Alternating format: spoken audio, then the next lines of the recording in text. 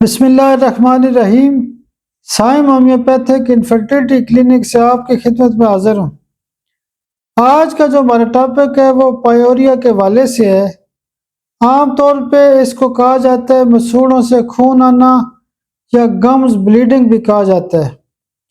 जब भी हमारे पास मरीज आते हैं कि वो कहते हैं कि डॉक्टर साहब मुझे बड़ा एक मसला है कि जब मैं सुबह उठता हूँ या रात को मेरे मसूड़ों से खून आता है तो लोग बहुत परेशान हो जाते हैं। तो होम्योपैथिक तरीका इलाज के हवाले से गम्स ब्लीडिंग को बेहतरीन ठीक किया जा सकता है।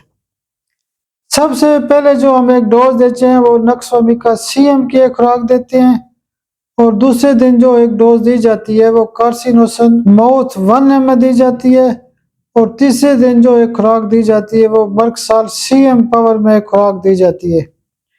गम्स ब्लीडिंग के हवाले से जो दवाइयाँ सुबह दोपहर शाम इस्तेमाल की जाती हैं उसमें फास्फोरस 30 रोजाना सुबह दी जाती है और कार्बोवेट 200 रोजाना दिन को दी जाती है और क्रोटेलस 30 रोजाना रात को दी जाती है।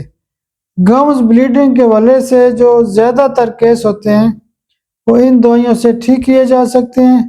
आप मेरे लिए दुआ भी किया करें। बहुत शुक्रिया, बहुत शुक्रिया, बहुत शुक्रिया।